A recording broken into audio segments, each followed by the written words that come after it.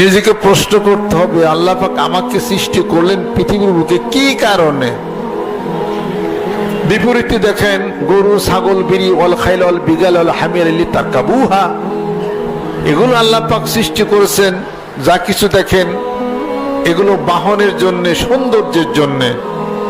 ওমা খালাকতুল জিন্না ওয়াল ইনসা ইল্লা লিয়াবুদুন, আল্লাহ পাক বলে মানুষ সৃষ্টির পেছনে কারণ আমার ইবাদত করবে, আমাকে চিনবে, আমাকে জানবে, আমার সাথে আত্মা রূহের জগতের সম্পর্ক প্রতিষ্ঠা মানুষ করবে।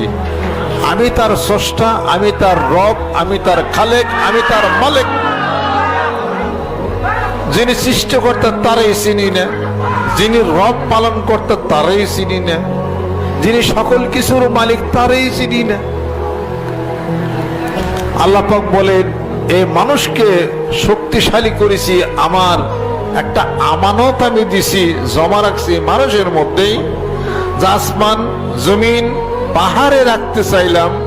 ফাআবাইনা আইয়াহমিলনাহা ওয়াশফাকনা মিনহা ওয়া হামালাহাল ইনসান। আসমান বলে না, জমিন বলে না, পাহাড় বলে না, বিশাল আমানতের ভার বহন করতে পারবো না। ওয়া হামালাহাল ইনসান, মানুষ সেই আমানতের ভার বহন করে চলছে। জোরে কর সুবহানাল্লাহ।